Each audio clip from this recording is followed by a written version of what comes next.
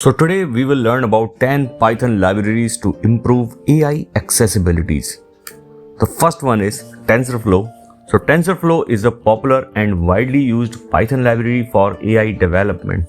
It is an open source library that enables developers to create, train and deploy machine learning models with ease. TensorFlow is a Google framework designed to make highly complex machine and deep learning algorithms accessible to the general public. Second is Spacy. I hope all you have used this Spacy library for your natural language processing. So Spacy is a Python library for sophisticated natural language processing. It offers a wide range of tools for the text analysis and generation, such as part of speech tagging, namely entity recognition and dependency parsing. It is intended to be quick and effective. The creators of Spacy have referred it as the Ruby of the Rails of the natural language processing. So Spacy's incredible simple API makes processing huge amount of text and quickly and effectively. Third one is Gensim. So Python library called Gensim is used for the topic modeling and document similarity analysis. It offers a variety of tools such as latent semantic analysis, that is LSA, and latent direct allocation for the working with structured unstructured data LDA, and Gensim aims to significantly simplify the topic modeling process, which determines underlying subject of a piece of a text. Next is scikit-learn.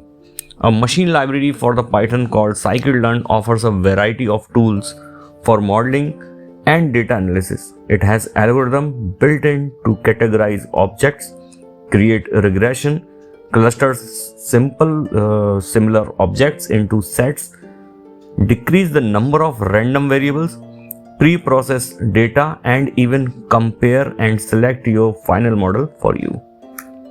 Next is PyTorch. So a machine learning library for the Python called PyTorch offers a variety of tools for the modeling and data analysis. It is based on a dynamic computational graph that can easily modified on the fly. So PyTorch is designed for the tensor computation task using GPU acceleration. So if your computer doesn't have the GPU, it's unable to run.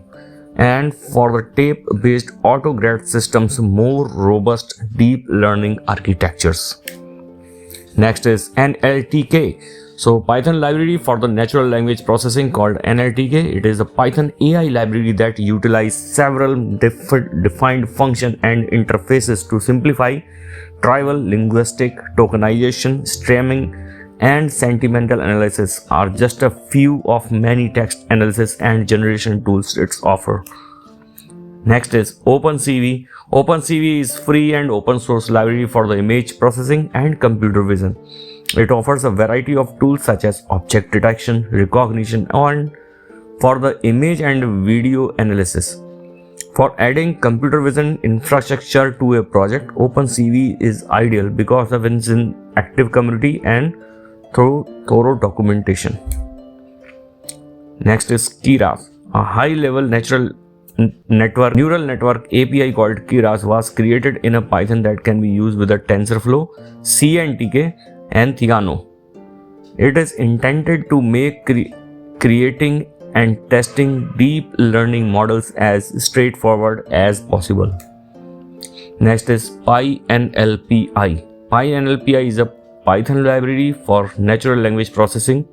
It provides many text analysis and generation tools, including tokenization, stemming, and sentimental analysis.